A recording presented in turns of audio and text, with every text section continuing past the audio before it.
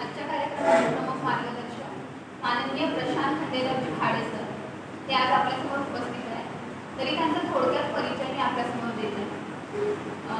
सरांनी 2003 मध्ये MSc agriculture Mahatma Phule कृषी विद्यापीठ राहुरी येथून पूर्ण केले.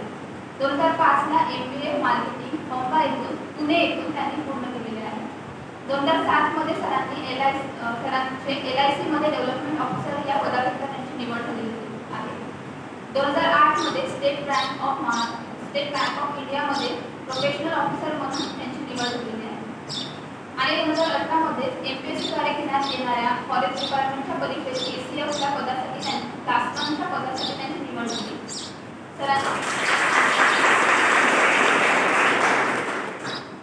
सरांनी MPSC ची राज्यसेवा मेन्स देखील पास केलेली होती. मात्र ACF च्या ट्रेनिंगमुळे त्यांना मुलाखतीला जाता आले नाही. आणि त्यानंतर सर वन विभागामध्ये कार्यरत झाले. सरांनी 2009 ते 2018 या कालावधीमध्ये देहरादून येथील केंद्रीय वन अकादमीमधून ट्रेनिंग पूर्ण केलेले आहे. 2011 ते 2015 या कालावधीमध्ये अमरावती मेळघाट येथे सब डिव्हिजनल ऑफिसर म्हणून त्यांनी काम केलेले आहे. सरांना 2015 साली त्यांनी मेळघाट येथे केलेल्या कार्याबद्दल राज्य शासनाच्या वतीने गोल्ड मेडल देऊन त्यांचे सन्मान करण्यात आले. 2016 ते 18 या कालावधीमध्ये गडचिरोली येथे डिव्हिजनल फॉरेस्ट ऑफिसर म्हणून देखील त्यांनी काम केलेलं आहे. आणि आता 2018 पासून ते आतापर्यंत चंद्रपूर येथील राष्ट्रीय वन अकादमी येथे ॲडिशनल डायरेक्टर या पदावर कार्यरत आहे. असा हा सरांचा अल्पशा परिचय झालेला आहे. यानंतर मी सरांना विनंती करते की त्यांनी आम्हाला त्यांचे मार्गदर्शन करावे.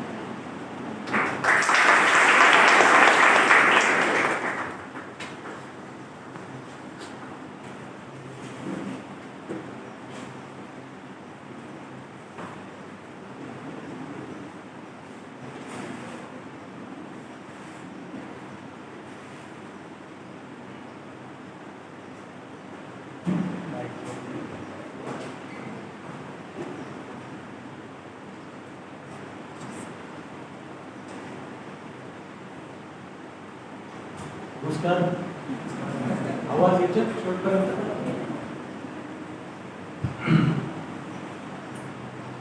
आदरणीय चौधरी सर, उपस्थित शिक्षकगण, सर्व माझे विद्यार्थी मित्रमैत्रिणी, मला जुने दिवस आठवले जेव्हा मी तुमच्या साईडला बसलेला असायचो. इथं असंच कोणीतरी मार्गदर्शन द्यायला यायला तेव्हा आमचं बिलकुल लक्ष नसायचं कोण काय बोलतंय काय. आम्ही मागे बसून फक्त कोण आलं एवढं फक्त आमचं लक्ष असायचं की कोणतरी आज येणार आहे आणि मार्गदर्शन करून जाणार.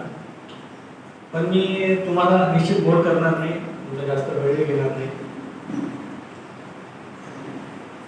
माझं बेसिक क्वालिफिकेशन ॲग्रिकल्चर मधून झालं. ॲग्रिकल्चर मधून जेव्हा आपण पास होतो तर तुम्हाला कृषी पदविका माहिती असेल सगळ्यांना. तर अजूनही असं चित्र आहे की जवळपास राज्यसेवा असू दे, PSI STI असू दे, यामध्ये अजूनही 50% जवळपास मुलं ही कृषी पदविकाची असतात. हे माहिती आहे का तुम्हाला? ॲग्रिकल्चर बॅकग्राऊंड त्यांचं आहे. त्याला कारण असं आहे की तिथं वातावरण सुरुवातीपासूनच MPSCचं असतं. ॲग्रिकल्चर म्हणजे जेव्हा तुम्ही ग्रॅज्युएशनला जाता तेव्हा तिथं सुरुवातीपासून जे वातावरण असतं ते MPSCचं असतं. रॅगिंग प्रकार माहिती आहे तुम्हाला?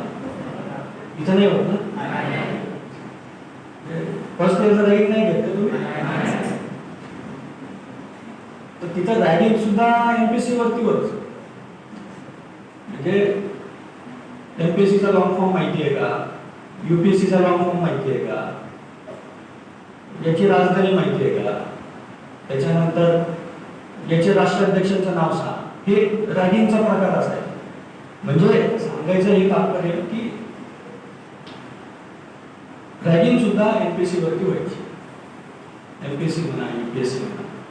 अजून सुद्धा तुम्ही जर थोडासा जेव्हा तुम्ही बाहेर पडाल तर तुम्हाला कळेल की ॲग्रिकल्चर जर बॅकग्राऊंड असेल तर एक कसं असतं की त्याच्यामध्ये ओव्हरऑल आपण सगळे शेतकऱ्यांची मुलं, तर शेतकऱ्याच्या मुलांना थोडं एक जनरल नॉलेज थोडं जास्त असतं. कारण तो गावात त्यांनी शेती केलेली असते, त्या निमित्ताने गावात गेलेला असतो, शहरात गेलेला असतो, त्याला माहिती असतं की एक जनरल नॉलेज आपण ज्याला म्हणतो ते जनरल नॉलेज त्याचं चांगलं असतं. आणि एमपीएससी यूपीएससी हा जनरल नॉलेजचाच विषय आहे. तुम्हाला खूप हुशार असायला पाहिजे, 10वी-12वीमध्ये 80-90% वर पाहिजे असं कुठलाही विषय नाही. मी स्वतः 80% वाला नाही आहे, 60-70% वालाच आहे. त्यामुळं हे उदाहरण तुम्हाला समोर याच्यासाठी सांगतोय की आपण स्वतःवरती आत्मविश्वास हा आपला बिलकुल तुम्ही डगमगू देऊ नका. सेल्फ कॉन्फिडन्स सगळ्यात महत्त्वाचं. तो जर तुमचा कमी झाला तर तुम्हाला परीक्षेमध्ये सगळ्या गोष्टी येत आहेत, पण कॉन्फिडन्स नसल्यामुळे तुम्ही नापास होऊन गेले. आणि असंही होतं की कॉन्फिडन्स खूप आहे पण पेपरमध्ये काय येत नाही, पास होऊ शकतो. उदाहरण बिलकुल कॉन्फिडन्स तुमचा इतका पाहिजे की तुम्हाला ही गॅरंटी पाहिजे की कुठलाही पेपर येऊ दे, जरी मी वाचलेलं नसेल तरी सुद्धा मी त्याचं उत्तर देऊ शकतो. आता मी नंतर येणार होतो पण विषय निघाला म्हणून सांगतो. यूपीएससीच्या परीक्षेमध्ये एक फॉरेस्ट्री विषय होता माझा आणि एक जॉग्रफी विषय होता मेन्समध्ये, यूपीएससी मेन्समध्ये. म्हणजे 200 मार्काचा पेपर होता, 100-120 मार्काचं येत होतं मला, की जे मी वाचलं होतं. मला त्याची गॅरंटी होती की 120 मार्क मला याच्यात निश्चित पडते, कारण जे मी लिहिल ते 100% येईल. बाकी त्यांचं काय कॉन्फिडन्स, जनरल नॉलेज, त्या विषयाला अनुसरून जी काय माहिती तुम्हाला आहे ती तुम्ही त्याच्यामध्ये लिहिणं अपेक्षित आहे. आता जे लेखी परीक्षा तुम्ही जेव्हा द्याल तेव्हा तुम्हाला कळेल कुठलाही पेपर रिकामा सोडून यायचा नाही, नुसतं भरभरून घ्यायचा. इंट्रोडक्शन आपलं चांगलं असायला पाहिजे आणि प्रेझेंटेशन सगळ्यात महत्त्वाचं. माझा एक प्लस पॉईंट असा होता की माझं हँडरायटिंग खूप चांगलं होतं. त्याच्यामुळं त्या हँडरायटिंग बघितल्यानंतर मला एवढं शिक्षक जास्त पूर्ण वाचत असते, प्रेझेंटेशनवरती मला भरपूर मार्क मिळून जायचे. लेखी परीक्षा मी जेवढ्या लेखी परीक्षा दिल्या कॉम्पिटिशनमध्ये त्या सगळ्या मी फर्स्ट अटेम्प्टमध्ये क्लिअर होतो. खूप अभ्यास केला म्हणून नाही, प्रेझेंटेशन आणि कॉन्फिडन्स हे म्हणजे विषय निघाला म्हणून तुम्हाला सांगितलं. मग त्याच्यानंतर मग एमपीएससीला ॲडमिशन काही ठरलं नव्हतं एमपीएससी करायचं, कारण एमपीएससी करायचं एवढं नक्की होतं. पण असे मित्र होते, चला एमपीएससीला ॲडमिशन करू, सगळेजण गेलो. रेग्युलर तेव्हा काही सीईटी एंट्रन्स अशी काही नव्हती, आमच्या वेळेस काही नव्हतं. आमच्या वेळेस तुमचे जे ग्रॅज्युएशनचे मार्क होते त्याच्यावरती तुम्हाला प्रेफरन्स द्यायचे होते. फक्त प्रेफरन्स दिला, एमएससी इकॉनॉमिक्सला मला ॲडमिशन मिळालं. ते झालं. पोस्ट ग्रॅज्युएशन करताना बरेच मुलं म्हटले नाही मग ते MBA करावं लागतंय, MBA मध्ये झाली तर नोकरीचा प्रश्न मिटतो. मग CET दिली तर महाराष्ट्रात 3रा आलं. मग पुण्यामधलं सगळ्यात बेस्ट कॉलेज होतं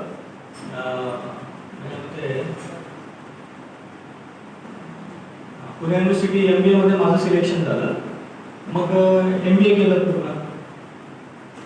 MBA मध्ये ॲग्रिकल्चर ग्रॅज्युएट मी एकटाच होतो.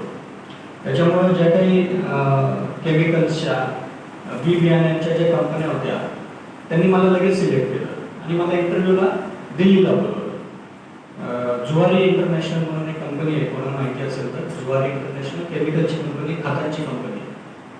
त्यांनी मला दिल्लीला बोलवलं. विमानाने येण्या जाण्याची सोय दिली मला.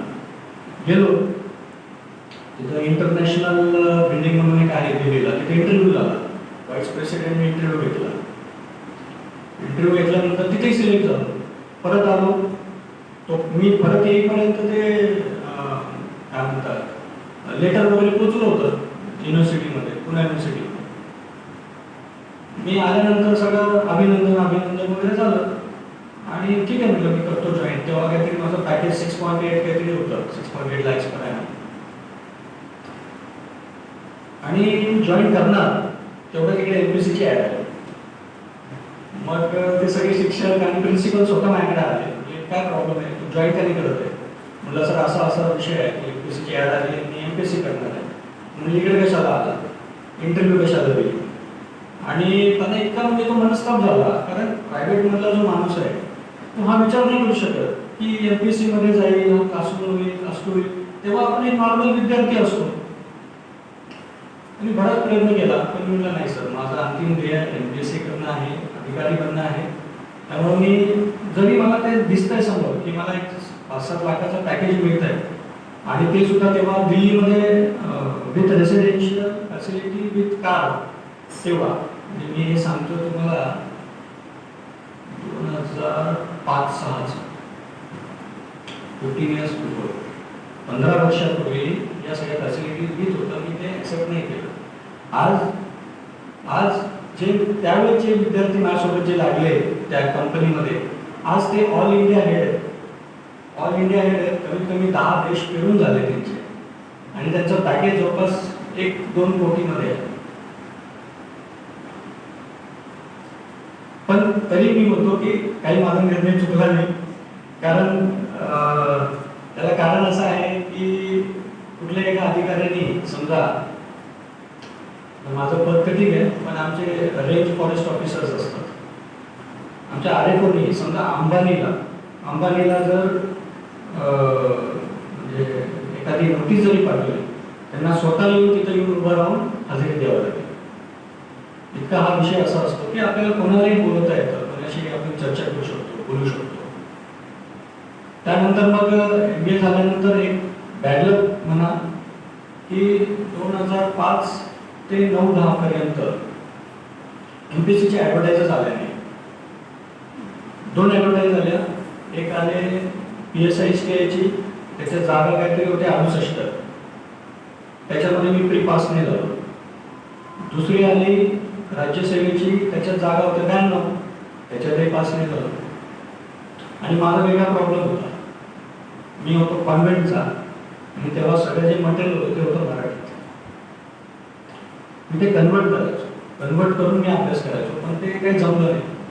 मग ज्या परीक्षा इंग्लिशमध्ये ज्या आल्या त्या मला खूप सोप्या जायला लागल्या. म्हणजे मी तेव्हा UPSCचे नोट्स वापरायचो, की UPSCचे नोट्स वापरून MPSC द्यायचं, मी उलटं काम करायचो, ते काही जमलं नाही. मग जेव्हा सगळे इंग्लिशमध्ये आलं, मग सगळे पेपर त्यानंतर इंग्लिशमध्ये दिले. मग ही 2008ची जी ॲडव्हर्टाईज आली की MPSC फॉरेस्ट अशी ॲडव्हर्टाईज आली, आणि त्याच्यामध्ये क्लास 1 अधिकाऱ्यांची असिस्टंट कन्झर्वेटर ऑफ फॉरेस्ट हे पद होतं. हे पद होते 40. फॉर्म भरले 2 लाख विद्यार्थ्यांनी, अपियर झाले 40,000, इंटरव्ह्यूला बोलवले 40 × 3 120 लोक इंटरव्ह्यूला बोलवले. अर्थात मी त्याच्यामध्ये होतो. इंटरव्ह्यूला बोलवल्यानंतर तो विषय निघाला. फॉरेस्टचा विषय म्हणजे इंटरव्ह्यूला काय विचारतील कोणालाच काही माहित नाही. आता सगळ्यांना हरिण बैल सगळं सारखंच, काय जंगलामध्ये सगळं सारखंच आहे. मग तेव्हा अभ्यास केला की इंटरव्ह्यूला काय काय गोष्टी विचारू शकतात. तर इंटरव्ह्यूला काय गोष्टी आहेत की जसं कुठलाही प्राणी असेल त्याचं आयडेंटिफिकेशन आहे. जसं की तुम्हाला आता आपण हे बघतो उदमांजर तुम्हाला दिसत असेल, माहिती आहे का प्रकार उदमांजराचा? झाडावर राहते, तर असं मोठ्या याच्यासारखं दिसतं ते, उंदरासारखं, पण मोठी असते, झुडकेदार शेपटी असते, शेपटी असते त्याची. ते जे इंटरव्ह्यूला बसले होते त्यांनी आम्हाला फोटो लावले होते मला. त्याच्यामध्ये रानगवा होता, एक उदमांजर होतं, एक सांबर होतं. ते आम्हाला विचारलं की काय ओळखतो का? तेव्हा तो अभ्यास केला होता, त्यामुळं त्याच्यामध्ये सिलेक्शन झालं. ते सिलेक्शन झाल्यानंतर मग काही प्रश्न नव्हता, मग ट्रेनिंग होतं. मग 2 वर्ष रिगरस ट्रेनिंग असतं फॉरेस्टचं. जसं आपण रेग्युलर UPSCचं जे ट्रेनिंग असतं मुसोरीला LPSमध्ये लाल बहादूर शास्त्री अकॅडमी, त्याच पद्धतीनं सेंट्रल अकॅडमी डेहराडूनमध्ये असतं. तिथं 2 वर्ष ट्रेनिंग झालं. त्या 2 वर्षामध्ये 1 वर्ष पूर्ण एक्सकर्शन असतं. एक्सकर्शन म्हणजे जम्मू काश्मीर ते कन्याकुमारी आणि गुजरात ते इकडं नॉर्थ ईस्ट पूर्ण सर्व जंगल, पूर्ण नॅशनल पार्क्स, सगळे पूर्ण आम्हाला अभ्यासासाठी त्यांनी शासनाच्या खर्चाने आम्हाला घेऊन गेले. आमची बॅच 40ची होती. मग त्याच्यामध्ये अर्थात हा फॉरेस्टचा विषय होता, तेव्हा आम्हाला थोडं टेक्निकल जास्त डिटेलमध्ये शिकवलं. त्याच्यामध्ये identification of plants, identification of birds, या सगळ्या गोष्टी होत्या. मग ट्रेनिंग झाल्यानंतर त्याच्यानंतर मग आम्ही महाराष्ट्रामध्ये आमची पोस्टिंग झाली. महाराष्ट्रामध्ये पोस्टिंग झाल्यानंतर पहिली पोस्टिंग होती माझी धारणी, अमरावती साईड होती. म्हणजे अमरावतीचे लोक सुद्धा ते धारणीला लवकर जात नाही. अमरावतीपासून 150 किलोमीटर आहे. 150 किलोमीटर धारणी आहे. तिथं मी सब डिव्हिजनल ऑफिसर म्हणून 5 वर्ष काम केलं. कसं असतं सरकारी याच्यामध्ये तुम्हाला कालावधी खूप छोटा मिळतो. तुमची साधारणतः 2 वर्ष, 2.5 वर्ष, 3 वर्षामध्ये बदली होऊन जाते. त्याचे कारण, त्याच्यामागं खूप मोठा अभ्यास आहे की 3 वर्षामध्ये बदली करण्यामागं शासनाने बरंच काही विचार केलेला आहे की 3 वर्षामध्ये साधारणतः माणूस सेट होतो, ओळखी होतात, प्रशासनामध्ये काम करताना अडचणी होतात. त्याच्यामुळे मग 3 वर्षानंतर आपण त्याची बदली करतो. परंतु जो मी जिथं होतो तो एकदम रिमोट एरिया होता, तर तसे कोणी हे नव्हतं, इच्छुक नव्हतं. त्याच्यामुळे मला 2 वर्ष एक्स्ट्रा मिळाले. त्याच्यामध्ये मी काय केलं की जे आता मॅडमनी जे उल्लेख केला गोल्ड मेडलचा, गोल्ड मेडल महत्त्वाचं नाही आहे. महत्त्वाचं आहे की तुम्ही काम कसं करता. सिलेक्शन होईपर्यंत ठीक आहे, पण सिलेक्शन झाल्यानंतर तुम्ही तुमच्या पदाला मान राखला पाहिजे.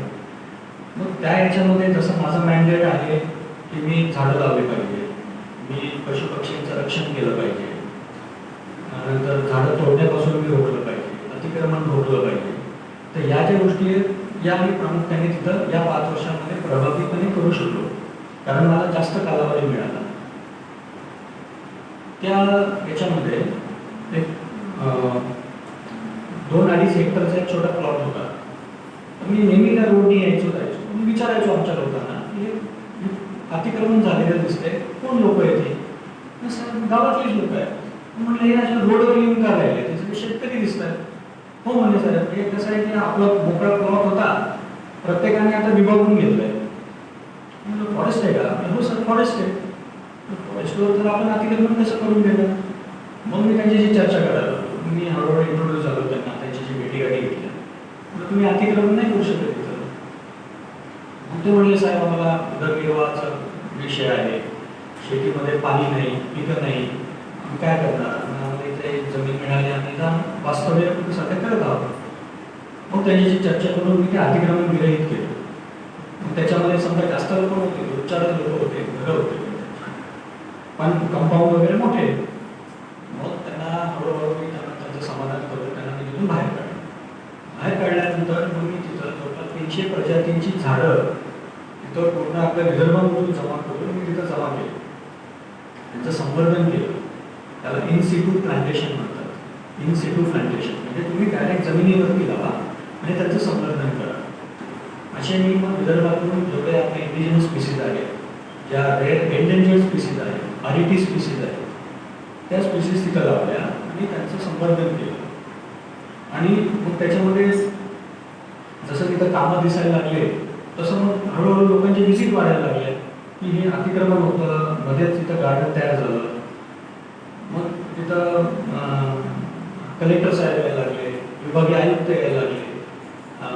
मेळघाटामध्ये कुपोषणाचा विषय मोठा आहे, तर तिथं रेग्युलर मिनिस्टर, सेक्रेटरी हे रेग्युलर व्हिजिटर्स असतात.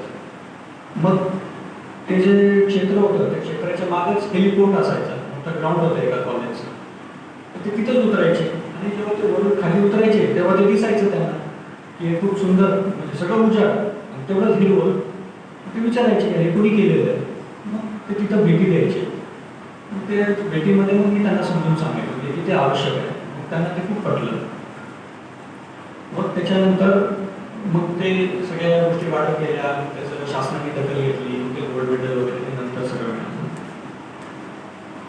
मग त्याच्यानंतर तो अमरावतीचा विषय झाल्यानंतर मग गडचिरोलीला मी 2 वर्ष इंटिरियरमध्ये काम केलं. माझं तेव्हा तुमच्याकडे नवीन विषय असेल, तेंदूपत्ता कलेक्शनचा विषय होता. तर गडचिरोली, गोंदिया, भंडारा याच्यामध्ये तेंदू कलेक्शन खूप मोठ्या प्रमाणात चालतं. मग त्याचं मॅनेजमेंट, त्याचे टेंडर, नंतर गावकऱ्यांना तुम्ही फसवू नये, त्यांची योग्य किंमत त्यांना मिळावी, याच्यासाठी मी गडचिरोलीमध्ये 2 वर्ष काम केलं. मग गडचिरोलीनंतर त्याच्यानंतर मग आता सध्या ॲडिशनल डायरेक्टर फॉरेस्ट अकॅडमीमधून मी सध्या आता इथं आहे. महत्त्वाचं काय आहे की MPSC असू दे, UPSC असू दे, तुम्हाला खूप मोठी संधी आहे. या संधीचा आपण निश्चित फायदा घेतला पाहिजे. आता आज मी समजा ठरवलं किंवा कुणी ठरवलं, मी नाही ठरवू शकत कारण मी ऑलरेडी झालं. समजा कोणी ठरवलं की मी आता UPSC करतो, MPSC करतो, एकदा वय निघून गेलं त्याच्यानंतर आपण काही करू शकणार नाही. त्याच्यामुळं तो वयाचा फॅक्टर हा खूप महत्त्वाचा आहे. आणि याच्यामध्ये जसं मी पहिल्यांदा सांगितलं की खूप काही वाचन, हुशार असणं अशी काही आवश्यकता नाही आहे. बस तुमचं वाचन आवश्यक निश्चित आहे. अवांतर वाचनाचा जो विषय आहे हा जेव्हा तुमची परीक्षा वगैरे नसेल तेव्हा तुम्ही अवांतर वाचन निश्चित करा.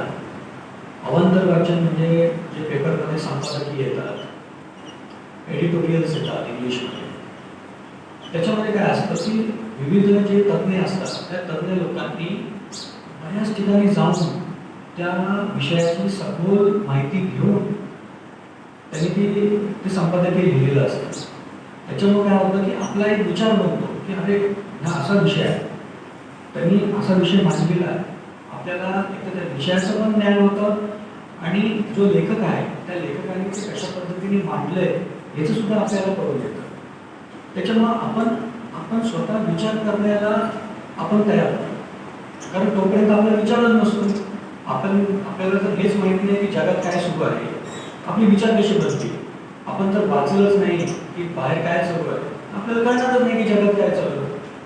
MPSC असू दे, UPSC असू दे, जोपर्यंत तुमचं जनरल नॉलेज स्ट्रॉंग आहे तोपर्यंत तुम्ही कुठली परीक्षा क्लिअर करू शकता. अवांतर वाचन करा, तेव्हा तुमचं एक मत बनतं.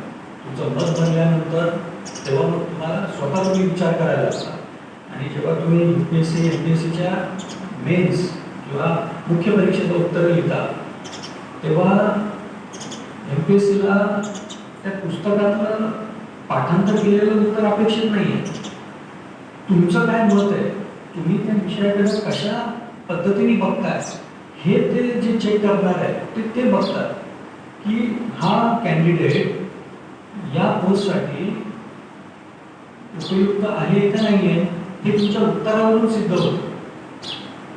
त्याच्यामुळं उत्तराचं जो म्हणजे आपण जेव्हा अवांतर वाचन करतो तेव्हा आपल्याला हे कळतं की आपण हे कशा पद्धतीने आपल्या परीक्षेमध्ये त्याचा अवलंबन करू, कशा पद्धतीने आपण ते परीक्षेमध्ये व्यवस्थित लिहू. आता आपण साधारणतः अवांतर वाचनाचा एक विषय होता. आता माझा विषय वेगळा होता. मी ॲक्च्युली कॉन्व्हेंटमध्ये शिकलो आणि हे सगळं मराठीत असायचं. मग मी तेव्हा माझ्या काही नोट्स बनवले होते. त्या नोट्समध्ये 2च गोष्टी मी करायचो. एक होता सिलेबस आणि दुसरे होते मागच्या परीक्षेच्या प्रश्नपत्रिका. आमच्या वेळेस आम्ही मागं 10 वर्ष राहायचो. आता तुमच्याकडे तर भरपूर मोठा स्कोप आहे.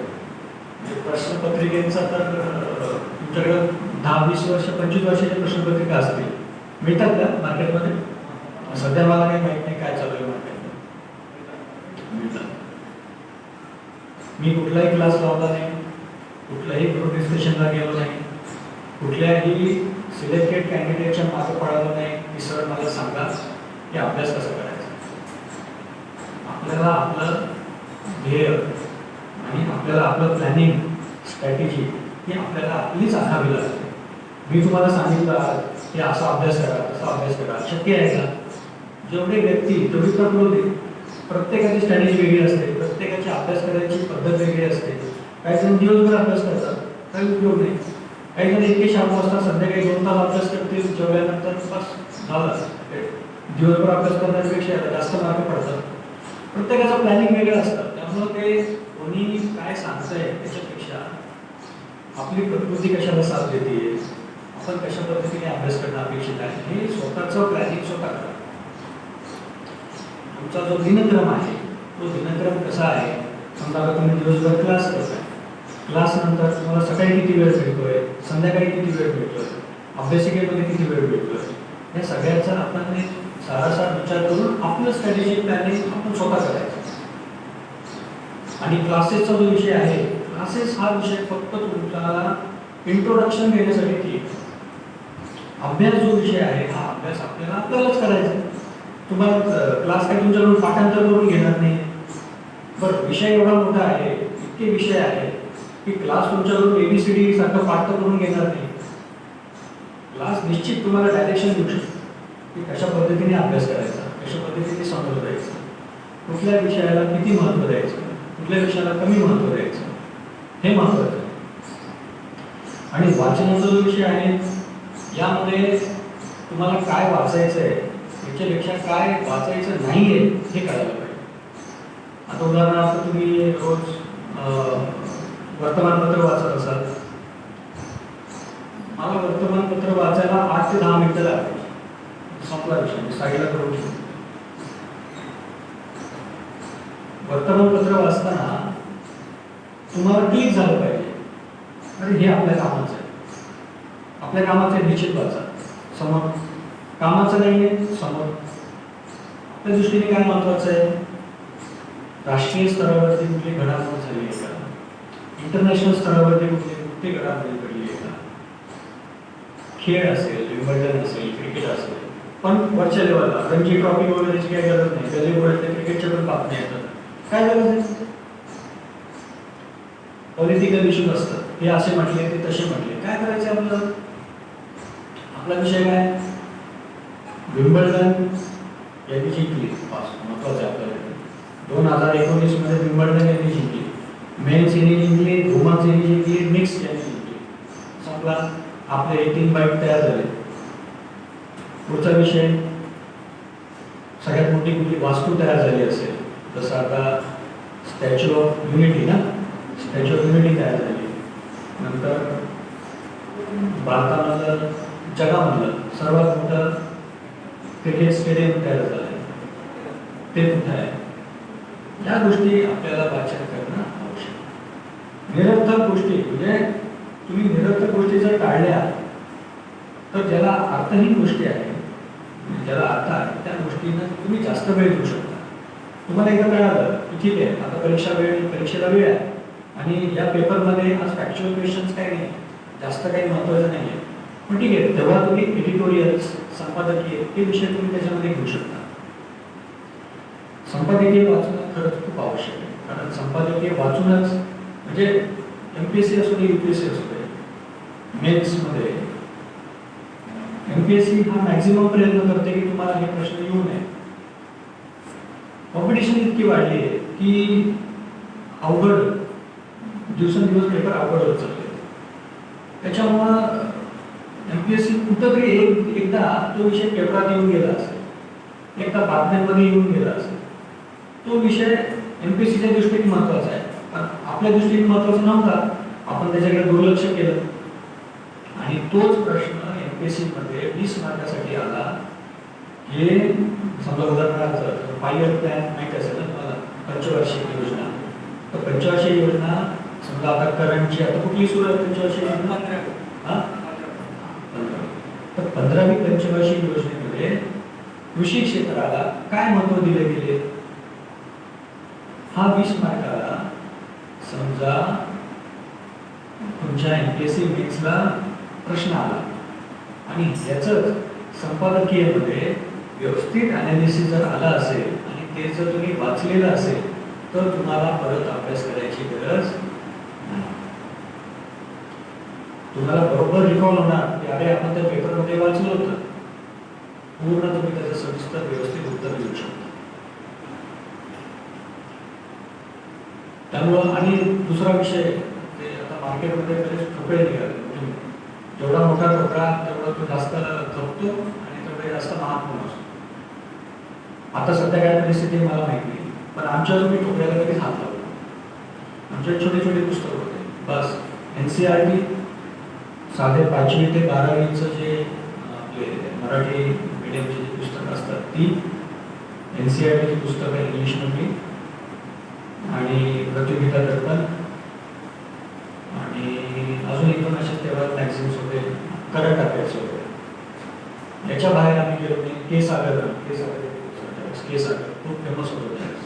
आता कमी झालं ना सर के सागर का सुरू आहे मिळतात. के सागरचे एडिशन सगळे मिळायचे आणि कसं व्हायचं आमच्या वेळेस की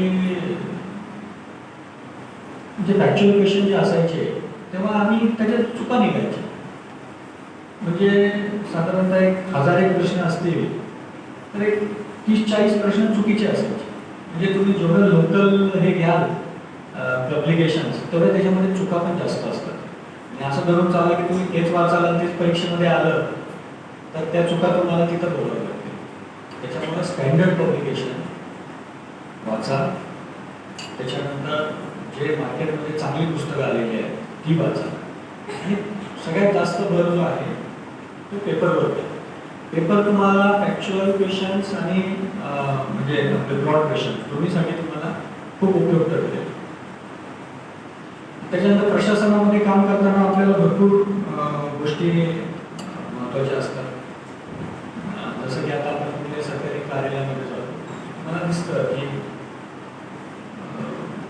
बाहेर शिपाई नीट बोलत नाही, बाबू नीट बोलत नाही. आपले काय खूप छोटे छोटे इश्यूज असतात. लाईट बिल कमी करायचं आहे किंवा आधार कार्ड असेल, आधार कार्डचा विषय असतो, कुठे सबमिट करायचं असेल कागदपत्र. तर तुम्ही जेव्हा पुढे जाऊन अधिकारी व्हाल तेव्हा असं करू नका. सर्वसामान्य जनतेचे खूप छोटे छोटे अपेक्षा असतात त्या नेहमी फुलफिल करा. त्यांच्याशी 2 शब्द नीट बोला. त्याचा तुम्हाला प्रशासनामध्ये निश्चित उपयोग होईल. कसं असतं की समजा आता माझ्याकडं दिवसातनं म्हणण्यापेक्षा महिन्यातनं एक 8-10 मुलं येऊन जातात नोकरीसाठी. मला माहिती आहे मी त्यांना नोकरी डायरेक्ट देऊ शकत नाही, पण मी त्यांना बसवतो, समजवतो, काय चालू आहे त्याची विचारपूस करतो. वेळ असेल माझ्याकडं तर मी बाहेर लोक थांबून त्यांना मार्गदर्शन करतो. सांगणार कोणीतरी पाहिजे ना. तुमचा जो अनुभव आहे तो अनुभव तुम्ही तुमच्या छोट्या बांधवांसोबत, तुमच्या मित्रांसोबत जे नवीन आता याच्यामध्ये जे आले त्यांना तुमचा अनुभव शेअर करायला पाहिजे. तुम्ही जर सांगितलंच नाही की आम्ही कसे घडलो तर त्यांना कसं करणार. कुठलाही एखादा सर्वसामान्य जनतेसाठी आता तुम्ही बघत असाल तहसील कार्यालय असेल, जिल्हाधिकारी कार्यालय असेल, याच्यामध्ये बाहेर नुसती गर्दी असेल, रिस्पॉन्सिब मिळत नाही. एक विषय असतो PRO, पब्लिक रिलेशन ऑफिसर. तो खूप महत्त्वाचा असतो. ही जी लोक जी येतात ज्यांना व्यवस्थित अपेक्षित त्यांचा जो प्रश्न आहे त्याचं उत्तर त्यांना मिळालं पाहिजे. प्रत्येक प्रश्नाचं उत्तर तत्काळ त्यांना देणं अपेक्षित नाही. उदाहरणार्थ त्यांनी विचारलं की आमची स्कीम आहे याचा निधी शासनाकडून कधी येणार, तर ते मला माहित नाही.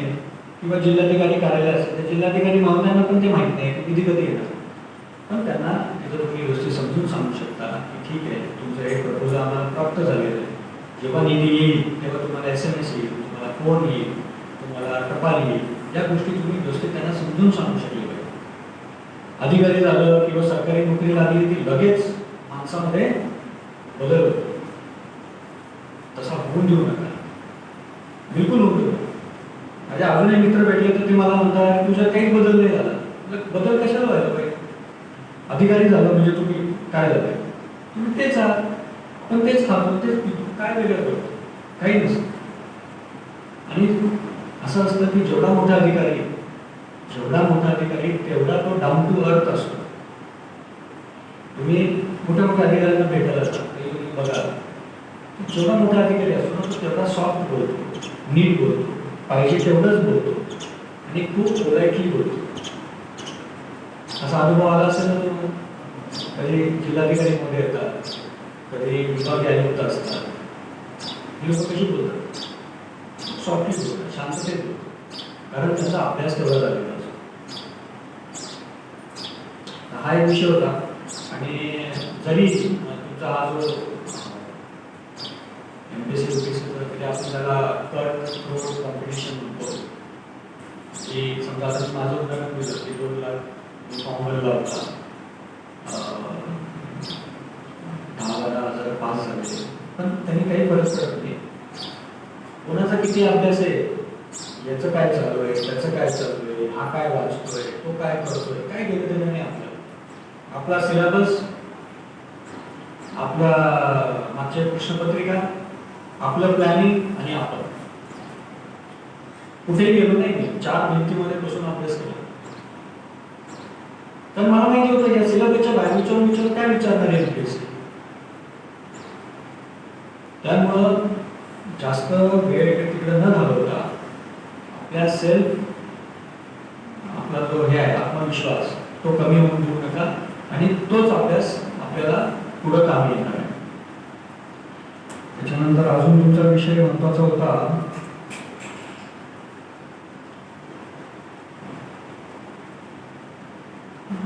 आता MPSC UPSC. समजा आता मी फॉरेस्ट मधला आहे, तर तुम्हाला जसं MPSC आणि UPSC फॉरेस्टच्या संदर्भात सांगतो. बहुतेक आता आमच्या वेळेस वेगळं होतं. UPSCला IFS ची जी परीक्षा होती ती वेगळी होती, परंतु आता IAS, IPS, IFOS म्हणजे फॉरेस्ट आणि IFS म्हणजे फॉरेस्ट, या सगळ्या परीक्षा एकत्रितच घेतल्या जातात. याच्यामध्ये तुमचा प्रेफरन्स महत्वाचा आहे. आता असं होऊ शकतं की तो टॉपर आला, पण त्याची जी हे आहे म्हणजे प्रेफरन्स आहे तो आहे IPS. साधारणतः एक जनरल ट्रेंड सांगतो तुम्हाला. पहिला असतं IFS फॉरेन सर्व्हिस, म्हणजे साधारणतः 800 ते 1000 जागा असतात UPSCला. त्याच्यापैकी 100-150 जागा असतात IFSला. त्याच्यानंतर IASला जागा भरपूर असतात, IPS असतात, आणि मग आता IFS आहे. साधारणतः प्रेफरन्स असतो IFSला फॉरेन सर्व्हिस, मग IASला, मग IPS, आणि मग B मध्ये जे सगळे येतात, Indian railway services, postal services, या सगळ्या त्याच्या खाली येतात. मग आपल्या प्रेफरन्सवरती ते डिपेंड आहे, आपली आवड कशामध्ये आहे. मग जेव्हा तुमचं सिलेक्शन होईल तेव्हा तुमचं 2 वर्षाचं ट्रेनिंग होतं LBSला, लाल बहादूर शास्त्री अकॅडमी मसुरीला. त्या 2 वर्ष ट्रेनिंग झाल्यानंतर मग तुमचं पहिलं पोस्टिंग असतं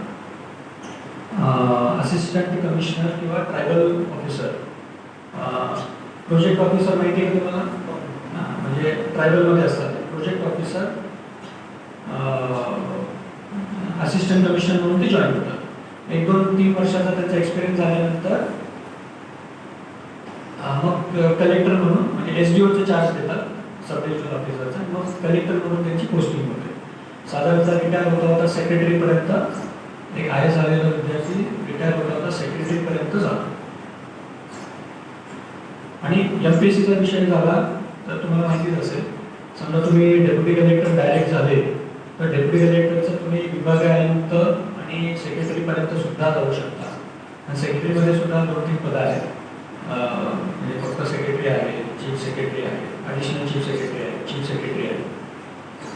आणि समजा तुम्ही DYSP झाले तर त्याच्यानंतर तुम्ही ॲडिशनल SP होता, SP होता, DIG होता, असा त्याचा एक आहे.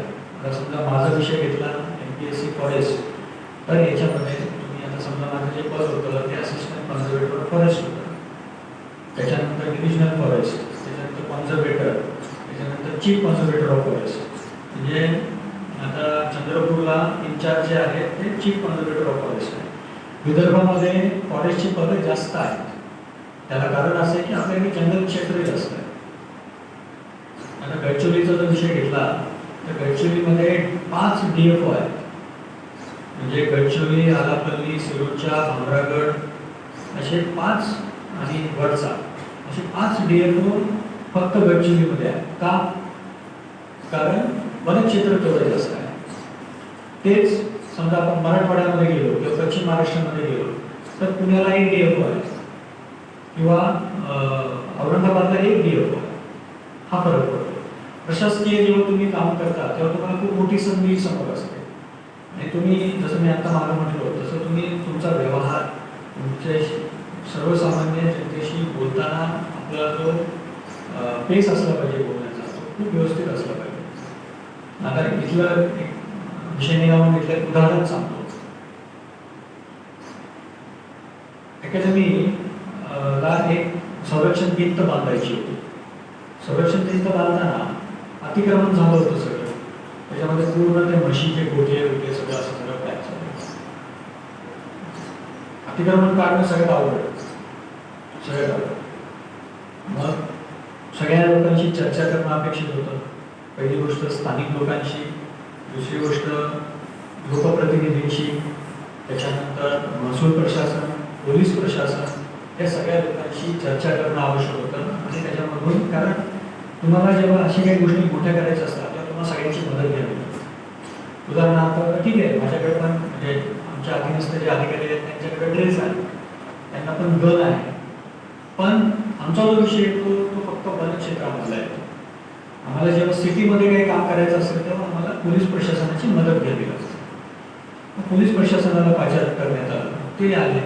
मग सगळ्यांची आम्ही बैठक आयोजित केली. बैठकीमध्ये ठरलं मग तेव्हा या गोष्टी तुम्हाला सर्वसामान्य जनतेला समजून सांगता यायला पाहिजे की ही जी गोष्ट शासनाची जी होतीये किंवा ही जी स्कीम आपण राबवत आहोत ही तुमच्याच भल्यासाठी आहे. उद्या जाऊन तुमचीच मुलं या गार्डनमध्ये फिरायला येणार आहे, तुमचीच लेकरं इथं खेळणार आहे. आमच्यासाठी नाही, आम्ही 2 वर्ष राहणार आणि निघून जाणार. पण हे जर इथं गार्डन बनलं तर इथं ऑक्सिजनची मात्रा वाढेल आणि तुम्हाला इथं तुमचेच आई वडील, तुमचेच मुलं बाळा इथं खेळणार आहे. या सगळ्या गोष्टीला महिना, 2 महिने, 4 महिने लागले. शेवटी त्यांचा होकार. म्हणजे प्रशासनामध्ये तुम्हाला काम करताना सर्व बाजूने समतोल राखणं खूप आवश्यक आहे. सगळ्यांशी चांगले संबंध ठेवणं. कारण कसं आहे की उदाहरणार्थ जसं आता इथे एक हे असते, कमिटी असते, डिस्ट्रिक्ट प्लॅनिंगमध्ये कमिटी असते. त्या कमिटीमध्ये सगळे लोक असतात. पालकमंत्री त्याचे अध्यक्ष असतात, त्याच्यामध्ये फॉरेस्टचे अधिकारी असतात, कृषीचे अधिकारी असतात, हेल्थचे अधिकारी असतात. ते सगळे एकत्र बसतात आणि एकत्र बसून मग ते प्रत्येकाने आपल्या आपल्या स्कीम सांगतात की हां सर हे गाव आहे, हे गाव वंचित आहे, त्या गावामध्ये या स्कीम्स नाही, त्या गावामध्ये आपल्याला सगळ्यांना मिळून काहीतरी काम करणं अपेक्षित आहे. दुष्काळ जाहीर केलेला असतो काही काही गावांमध्ये. तर त्या गावांमध्ये तिथे चर्चा होते त्या ठिकाणी. मग सगळे मग चर्चा होते की ठीक आहे, समजा आता फॉरेस्टचा आहे तर फॉरेस्ट काय स्कीम देऊ शकते की ठीक आहे यामध्ये खूप वृक्षतोड झालेली आहे तर आम्ही झाडं लावून देतो. कृषीवाले काय करू शकतात की नवीन नवीन जे बियाणे आलेले आहेत, फर्टिलायझर्स आलेले आहेत ते आम्ही यांना उपलब्ध करून देतो. पशुवाले काय करू शकतात, ठीक आहे या गावामध्ये एवढ्या म्हशी आहेत, एवढ्या गायी आहेत, यांना आम्ही लसीकरण करून देतो.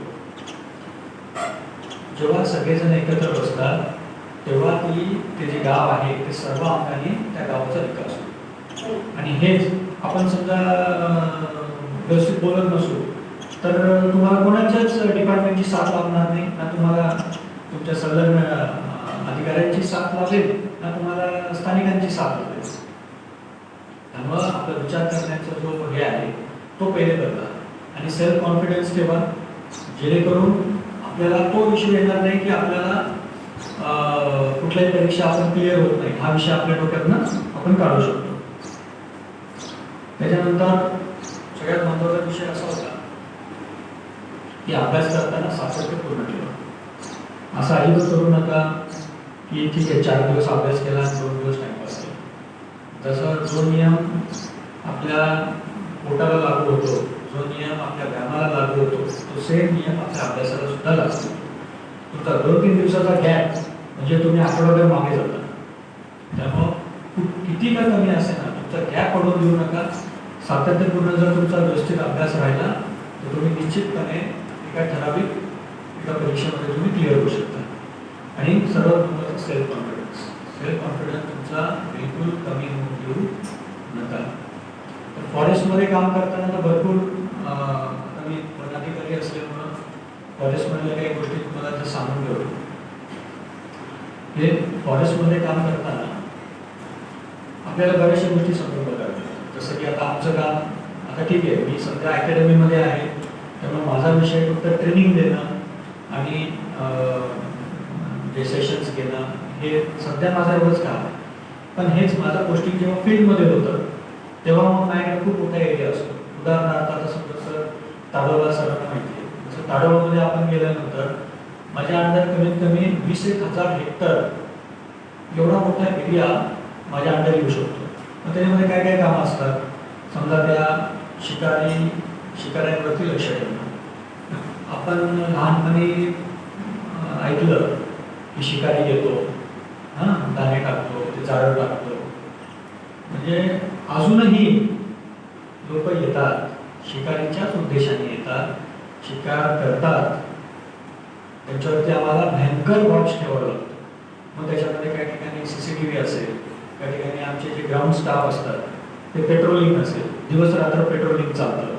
नंतर जसं पोलिसांमध्ये खबरी असतात तसे आमची सुद्धा खबरी असतात की कुठली गाडी कुठून पास झाली, ती गाडी कुठून कुठे गेली, तर ती गाडी इथून पास झाली तर समोर कुठे गेली, परत आली की नाही आली.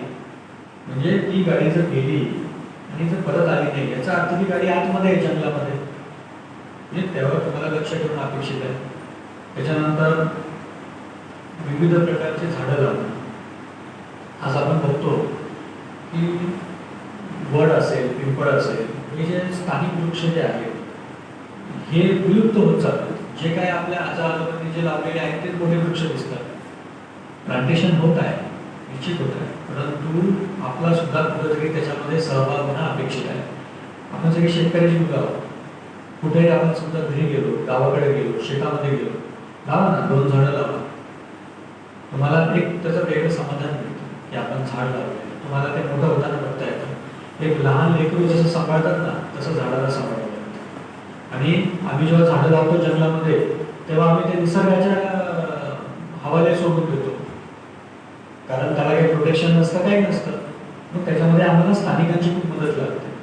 आता उदाहरणार्थ आम्ही आता जंगलामध्ये प्लांटेशन करतो. आमचे प्लांटेशन मोठे मोठे असतात, 10 हेक्टर, 20 हेक्टर, 30 हेक्टर, आणि ते असे ओपन जंगलामध्ये असतात.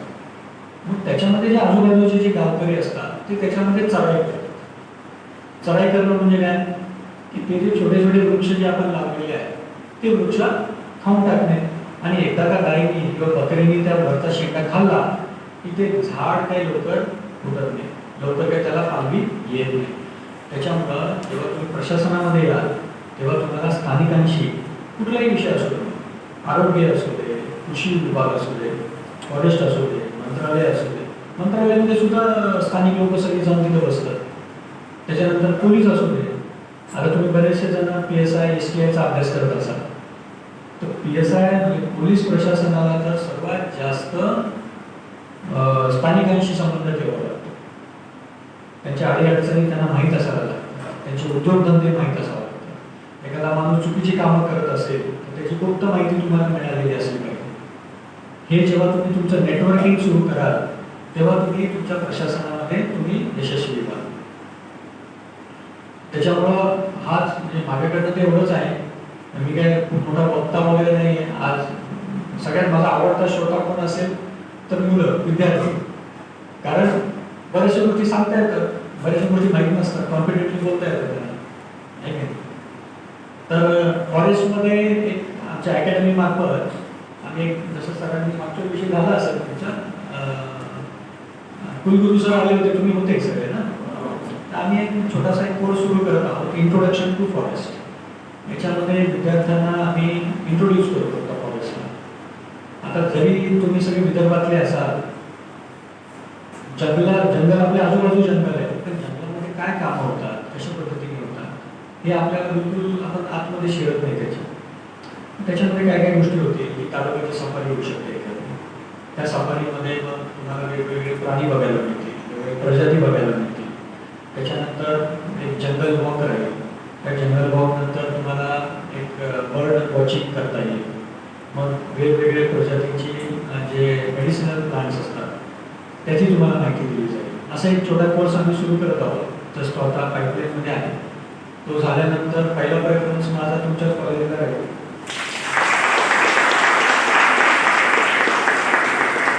आणि तो पेबल आहे, पण लेट्स सी, तो वर्कआउट नाही झालेला. वर्कआउट झाल्यानंतर वी कॅन डिसाईड अबाउट. अजून फॉरेस्टच्या संदर्भात किंवा जनरल प्रशासनामध्ये परीक्षेच्या संदर्भात तुम्हाला काही प्रश्न असतील तर मला म्हणजे मोठ्या भाऊ समजून विचारा, काय प्रॉब्लेम, याला काय वाटेल त्याला काय वाटेल असं काही विचार नाही करायचा. खूप बेसिक क्वेश्चन्स असतात. आम्ही जे मी मागं बसलेलो असायचो ना, पहिला हात माझा वर असायचा, सर हे कसं ते कसं ते कसं विचारायचे. प्रश्न विचारल्याशिवाय आपल्याला उत्तर मिळत नाही. तुमच्या डोक्यात कुठलाही प्रश्न असू दे किंवा कुठला एखादा विषय आज मी त्याच्यावर बोललो नसेल, तो विषय असू दे, तुम्ही विचारू शकता.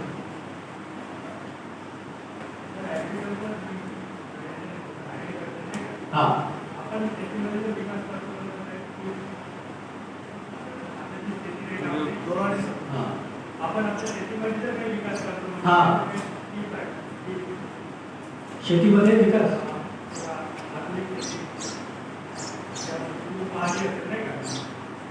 तू शेतकऱ्याला द्यायचं विचारतोस का, शेतीमध्ये विकास कशा पद्धतीने केला? कसं आहे माहिती आहे का, आता टेक्नॉलॉजी खूप समोर गेलेली आहे. सगळ्या गोष्टी तुम्हाला तुम्ही तो विषय घ्या आणि युट्यूबवर टाका. हायड्रोपोनिक्स ऐकलंय का? माहिती सगळ्यांना हायड्रोपोनिक्स सुरू झालेलं आहे. हायड्रोपोनिक्स यशस्वीरित्या लोकांनी करून दाखवलेलं आहे. ज्या काही नवीन स्कीम्स असतील, ज्या काही नवीन इन्व्हेन्शन्स असतील, या सगळ्या इन्व्हेन्शन सध्या सुरू आहेत. लोकांनी ऑलरेडी त्यांच्या शेतामध्ये त्या पद्धतीने शेती करायला सुरुवात केलेली आहे. पण तुम्हाला तो आत्मविश्वास पाहिजे ना की ठीक आहे, मी पारंपरिक शेती सोडून मी हे वेगळ्या पद्धतीने शेती करतो. आता शेतीचा विषय निघाला म्हणून सांगतो, मी 2 वर्ष शेती केली, वाटत नाही माझ्या बघून प्रॉपर केली आणि खरंच केली. त्याच्यामध्ये 3 पिकं घेतलेली. एक होतं स्वीटकॉर्न, एक होतं टरबूज आणि एक होता झेंडू. तर झेंडूचा जो विषय होता तो नॉर्मली कसं असतं झेंडूचं, की शेतकरी मागच्या वर्षीचा जो झेंडू असतो, वाढलेली जी फुलं असतात त्याची बिया जमा करून ठेवतात आणि पुढच्या वर्षी ते वापरतात. पण त्याला काय आहे की लिमिटेशन्स. लिमिटेशन कशा, तुम्ही जेव्हा झेंडू तोडता आणि मार्केटला जाता तर ते लगेच सुकून जातात. तुमचा माल शेतमाल जर सुकला तर त्याचा रेट डायरेक्ट डाऊन निम्म्यावर येऊन जातो. आणि तुमचा माल फ्रेश जर मार्केटला पोहोचला तर त्याला रेट तुम्हाला जो नॉर्मल रेट चालू त्याच्यापेक्षा जास्त मिळू शकतो. आता मी शेती कशी केली सांगतो. मी झेंडू लावला होता 1 एकरामध्ये. त्याला मी हॅलोजन लावले होते. हॅलोजन ना, ते शेतीमध्ये हॅलोजन लावले होते. हॅलोजन लावून मी झेंडू कधी तोडायचो, रात्री 10 वाजता. रात्री 10 वाजता तोडायला लागायचो, ते पहाटे 2-2:30 वाजेपर्यंत झेंडू तोडायचो. मी, आमचे लेबर, मावस भाऊ वगैरे सगळे घरातले लोक होते, ते आम्ही सगळे तोडायचो. दुसऱ्या दिवशी झोपा तुम्ही, मग ते सगळं माल भरून मी माझ्या गाडीत टाकायचं, मी स्वतः ड्राईव्ह करायचो आणि मार्केटला घेऊन जायचो. माझा माल मार्केटला पोहोचायचा 4 वाजता. 4 वाजता जेव्हा तुमचा माल मार्केटला पोहोचतो तेव्हा व्यापारी फ्रेश मूडमध्ये तिथं खरेदी करायला आलेला असतो. अर्थात इथला थोडा विषय वेगळा आहे विदर्भातला, कारण विदर्भात थोडा मार्केट उशिरा सुरू होतं. पुणे, मुंबई, नाशिक हे जी मार्केट आहेत ना, हे सगळे 3:30-4 वाजता सुरू होऊन जातात. तर तो झेंडू जो होता मला, तो झेंडू मी मार्केटमध्ये नुसता नेला की त्याला डबल रेट मिळायचा. आणि झेंडू असा आहे की साधारण 20-25 तोडी व्हायच्या. माझ्याकडे पिकअप होते तेव्हा. पिकअपमध्ये माल भरायचो, तिथं येऊन टाकायचो. आणि व्यापाऱ्यांचं एक आहे, तुम्ही कधी जा, व्यापारी तुम्हाला 100% डिमोटिवेट करणार. भाऊ आज आले का तुम्ही, काल मार्केट संपला तर आज काय सगळं डाऊन यायला. पहिला वाक्य ते म्हणजे शेतकऱ्यांनी आपल्यावर जाऊ हे त्याचं फिक्स वाक्य आहे. ते त्या पद्धतीने मग जसं आपला माल मार्केटला चांगल्या पद्धतीने पोहोचला तर आपल्याला रेट जास्त मिळू शकतो. मी सांगायचं तात्पर्य हे होतं की नवीन आलेल्या टेक्नॉलॉजी आहे त्यापैकी कृषी खात्यामध्ये जा, तुम्ही चर्चा करा. एकदा नाही भेटले, 2दा जा, 3दा जा. जे कृषी सेवक असतात, कृषी अधिकारी असतात, कृषी अधिकाऱ्यांमध्ये 2 प्रकार आहेत, क्लास 2 पण आहे, क्लास 1 पण आहे. आणि असं नाही होऊ शकत की सगळेच लोक तुम्हाला बोगस भेटतील. काही लोक चांगली पण आहेत प्रशासनामध्ये, ती लोक तुम्हाला चांगली उत्तरं देतील, सगळ्या स्कीम समजावून सांगतील. आणि माहितीचा अधिकार असू दे किंवा कुठली योजना असू दे, सगळ्यांना हे कंपल्सरी आहे की ती माहिती फलक त्या ऑफिसच्या बाहेर लावणं कंपल्सरी आहे. त्यामुळे तुम्ही कुठल्या ऑफिसमध्ये गेले तर माहिती फलकमध्ये तुम्हाला बऱ्याचशा गोष्टी मिळून जातात. जसं तुम्ही ट्रायबलमध्ये गेले तर ट्रायबल ऑफिसमध्ये तुम्हाला त्या स्कीम्स ज्या आहेत त्या सगळ्या स्कीम्स बाहेर तुम्हाला दिसून येतात. कुठल्या स्कीम्स कुठल्या प्रोजेक्ट्स त्यांच्या अंडर सुरू आहेत सध्या, तुम्ही कुठल्या याच्यामध्ये बेनिफिशियरी आहात ते तुम्हाला कळून जातं. उदाहरणार्थ जसं आता ट्रायबल असेल तर ट्रायबलमध्ये ते सिविंग मशीन्स असतील है ना, नंतर ट्रॅक्टरचे अवजारं असतील, हे फ्री ऑफ कॉस्ट आदिवासींना वाटप करायचं असतं. फक्त त्याच्यामध्ये काही क्रायटेरिया असतात की तो BPL पाहिजे, कास्ट सर्टिफिकेट पाहिजे, अशा बऱ्याचशा गोष्टी असतात. तर ते तुम्हाला बाहेर तिथून समजून जाईल ना. मला सांगा, तुम्ही घरात बसून शासन तुम्हाला घरामध्ये येणार आहे का सांगायला, अरे बाबा ही स्कीम आहे, अरे घे रे बाबा, घे रे बाबा. आपले काही कर्तव्य आहे ना, आपण गेलं पाहिजे शासनाकडे, विचारलं पाहिजे की साहेब सांगा आम्हाला काय काय स्कीम सुरू आहे तुमच्या. आपण जोपर्यंत समोर जाणार नाही, हे फक्त कृषीला लागू नाही होत, सगळीकडे लागू होतं. आता समजा तुम्ही सगळे इथले आहात तर एक फॉरेस्टमध्ये बफर म्हणून एक विषय येतो, म्हणजे एक कोर असतो, एक कोर विषय असतो आणि कोरचं बाहेर बफर असतो. तर बफरमध्ये भरपूर योजना राबवतो वन विभाग है ना. तर त्या काय योजना आहेत, आपण त्या योजनेमध्ये कसं बसू शकतो हे जाऊन विचारणं आपलं काम आहे. तुम्ही जाऊन विचारा, अधिकाऱ्यांना विचारा, कुठल्या लोकांना विचारा, स्थानिक जे क्षेत्रीय कर्मचारी आहेत त्यांना विचारा की साहेब आता आम्ही ज्या गावामध्ये राहतो, तुम्ही सांगा वन विभागाचे काय काय स्कीम्स आहेत की ज्याचा मला त्याचा फायदा होऊ शकतो, तो सांगेल. आणि आता कसं झालं आहे की बऱ्याचशा गोष्टी वेबसाईटवर अवेलेबल आहेत. प्रत्येक डिपार्टमेंटची सेपरेट वेबसाईट आहे. त्या वेबसाईटमध्ये 99% सगळ्या गोष्टी त्याच्यामध्ये दिलेल्या आहेत. त्या गोष्टी तुम्ही वाचल्या पाहिजे, त्या थ्रू गेल्या पाहिजे. बरं, हे कसं आहे की अवांतर जो वाचन मी म्हणलो ना, त्या अवांतर वाचनामध्ये हे पण येतं की तुम्ही गुगल करा, बऱ्याचशा गोष्टी गुगल करा.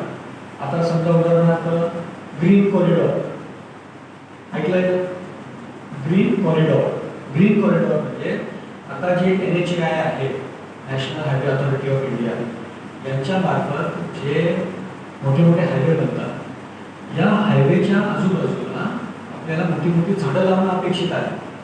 का अपेक्षित आहे? कारण हे हायवे जेव्हा बनतात तेव्हा खूप मोठ्या प्रमाणामध्ये वृक्षतोड होते.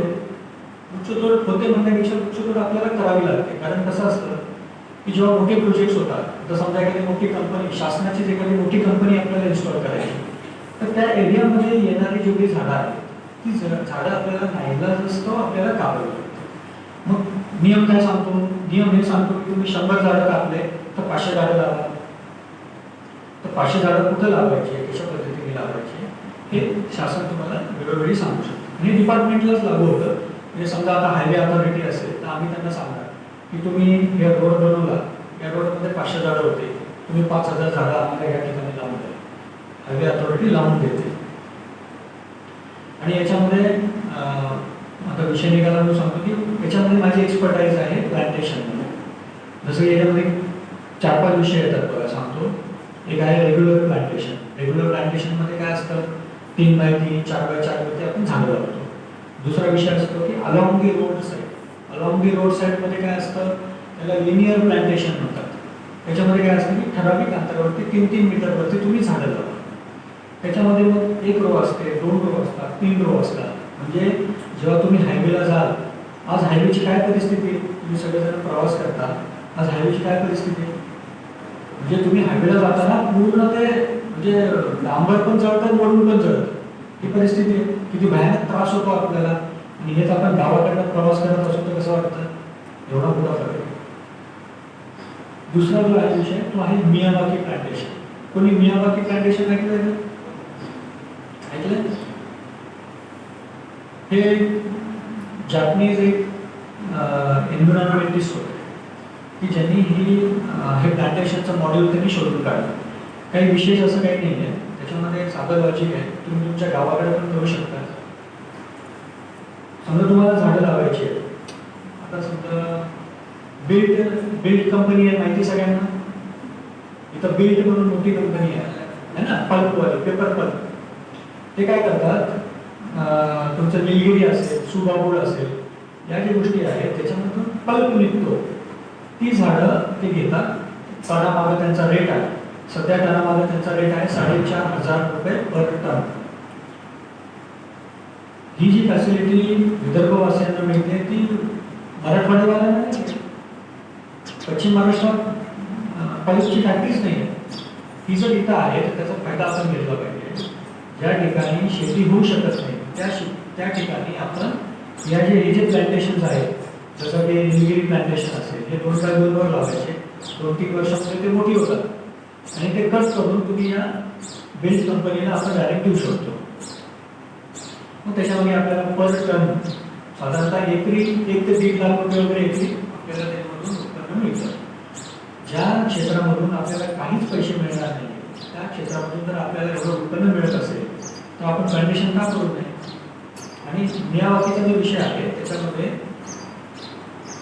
1 स्क्वेअर मीटरमध्ये 3 झाडं लागली जातात आणि ती सुद्धा मोठी मोठी झाडं लागली जातात आणि ही अशी मोठ्या मोठ्या पॅचेसमध्ये लावली जातात. म्हणजे याला म्हणतात की आर्टिफिशियल, म्हणजे आपण तयार केलेलं वन फॉरेस्ट. आता जंगलामध्ये कसं आहे, जंगलामध्ये हे असतात का, ठराविक अंतर असतं का, जंगलामध्ये झाड स्वतःला ॲडजस्ट करतं. समजा आंब्याचं झाड आहे, आंब्याच्याच खाली एखादं चिंचेचं झाड येऊन जातं, तर ते त्यांना माहिती आहे आंब्याचं झाड जसं जसं मोठं होतं चिंचेचं हळूहळू मोठं होतं. आंब्याचं झाड पडलं की चिंचेचं नंतर मोठं होतं. त्याच्याच बाजूला तुम्हाला दिसेल की एखादं शेवग्याचं झाड आहे, ते हळूहळू मोठं होतं. म्हणजे निसर्ग स्वतः ॲडजस्ट करतो. त्याच पद्धतीचं खूप सिंपल लॉजिक आहे त्या मियावाकी प्लांटेशनमध्ये. तुम्ही गुगल करा, one of the best plantation scheme in world Miyawaki plantation. आणि त्याच्यामध्ये माझं एक्सपर्टाईज आहे. मी आता national highway authority of India, त्याच्यानंतर विद्यापीठ आहे, आपलं रामटेक युनिव्हर्सिटी आहे, गोंडवाना युनिव्हर्सिटी आहे, त्यांना मी कन्सल्टन्सी देतो.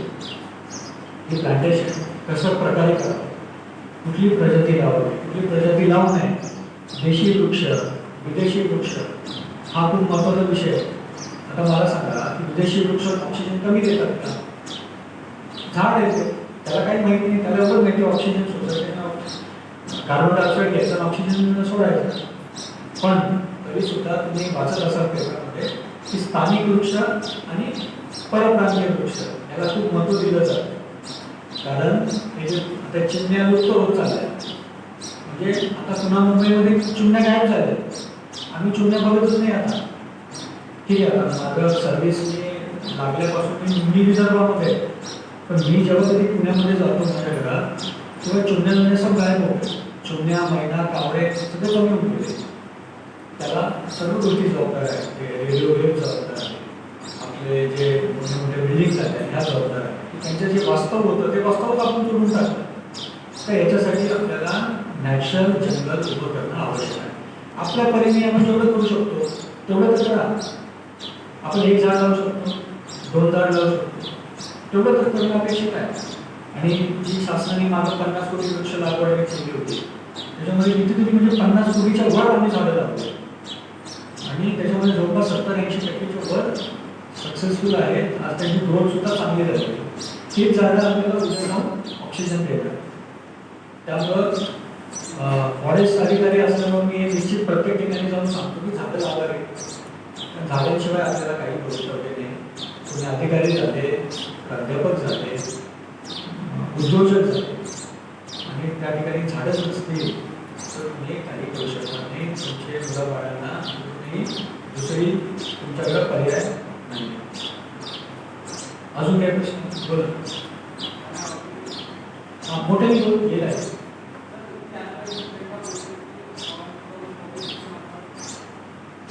थोडंसं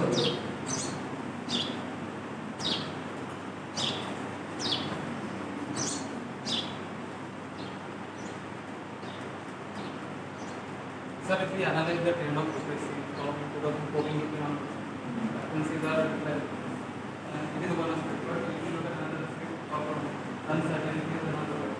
As we are from most of the solutions from rural, we have limited. In that unpredictable situation, how to maintain the mental state or consistency is difficult. If you are uncertain about the so आप थोड़ा सा elaborate करें.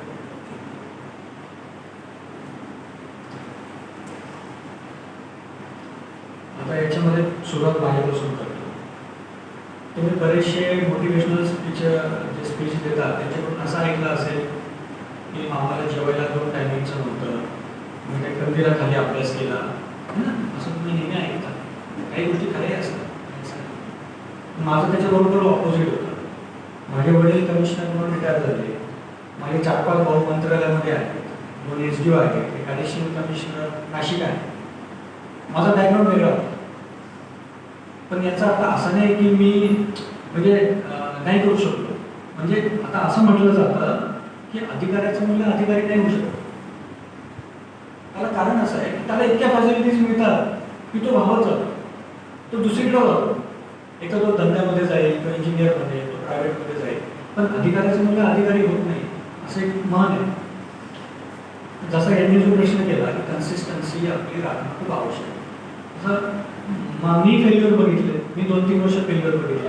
पैशाचा issue नव्हता, पण failure तुम्ही जोपर्यंत स्वतःच्या पायावर उभं राहत नाही तोपर्यंत आईवडिलांच्या पैशावरती काय तुम्ही म्हणजे दॅट इज नॉट ते काही हा विषय नाही की तुम्ही आईवडिलांकडे भरपूर पैसे आहेत तेव्हा मला नोकरी करायची गरज नाही किंवा मला स्वतःच्या पायावर उभं राहायची गरज नाही. जोपर्यंत तुम्ही स्वतःच्या पायावर उभं राहत नाही तोपर्यंत तुम्हाला समाजामध्ये कुठलंही स्थान प्राप्त होत. मला माझ्या वडिलांनी हे सांगितलं होतं की मी नोकरीमध्ये आहे तोपर्यंत माझा तुला सपोर्ट आहे. माझी नोकरी संपली, माझा तुझ्यावरचा हात निघाला, बाहेर निघायचं आणि स्वतःच्या पायावर उभं राहायचं. माझं नशीब 1 वर्ष अगोदर माझं सिलेक्शन. हे अशी उदाहरणं वेगवेगळ्या पद्धतीने असतात. उदाहरणार्थ आता काहींचे वडील प्रायव्हेटमध्ये जॉब करतात.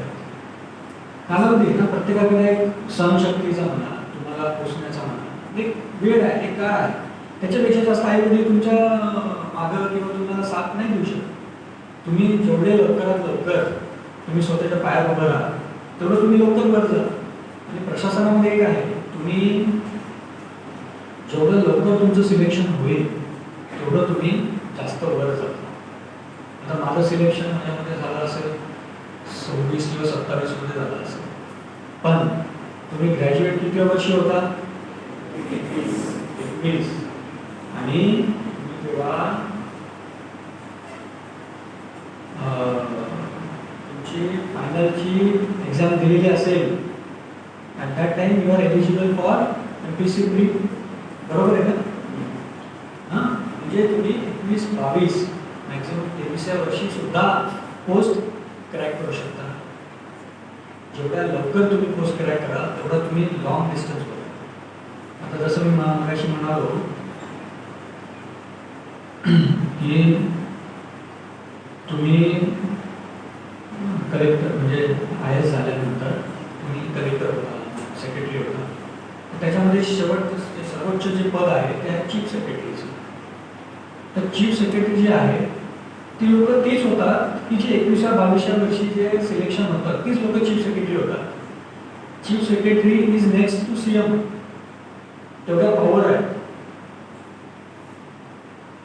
CMचे सेक्रेटरी वेगळे असतात आणि चीफ सेक्रेटरी म्हणजे सगळ्या डिपार्टमेंटचे हेड हे चीफ सेक्रेटरी असतात आणि ते सगळ्या डिपार्टमेंटला गाईड करतात. ते जर आपल्याला गोल अचीव करायचं असेल तर असं समजून अजिबात जाता कामा नये की अभी मेरे पास बहुत टाइम आहे. नाही, बिलकुल टाइम नाही होतो. जेवढ्या लवकर तुम्ही क्रॅक कराल तेवढ्या लवकर तुम्ही सिलेक्ट व्हाल आणि तेवढ्या लवकर तुम्ही बाकीच्यांना मदत कराल. आज एक तुम्ही अधिकारी झाले तर तुम्ही कमीत कमी 100-200-500 लोकांना मदत करता. डायरेक्टली असो इनडायरेक्टली असो. तुमचा स्वभाव जर थोडा दानशूर वगैरे असेल तर तुम्ही जास्त लोकांना मदत करता. डायरेक्टली इनडायरेक्टली कुठं तुम्ही त्याला नोकरी लावून दिली, तुमचा कुठं शब्द चालतो. आता उदाहरणार्थ आमच्या गावाची लोक ट्रॅक्टर घ्यायला गेले, काही संबंध आहे का माझा? तिथं जाऊन त्या मॅनेजरला माझ्याशी बोलायला आमच्या साहेब बोलत आणि मी त्याला बोललो की आमच्या गावाकडची लोक आहेत, थोडं प्राईस रिजनेबल लाव, 20,000 रुपये कमी केले. झाला फायदा माझा. मी गेलो का तिथं? नाही गेलो. पण मी 2 मिनिटं त्याला फोनवरती बोललो की असं असं आमच्या गावाकडची लोक आहेत, मी असं असं आहे आणि थोडी मदत केली तर बरं होईल. तुमच्या शब्दावरती तुमच्या पदाला मान असतो. बरोबर आहे.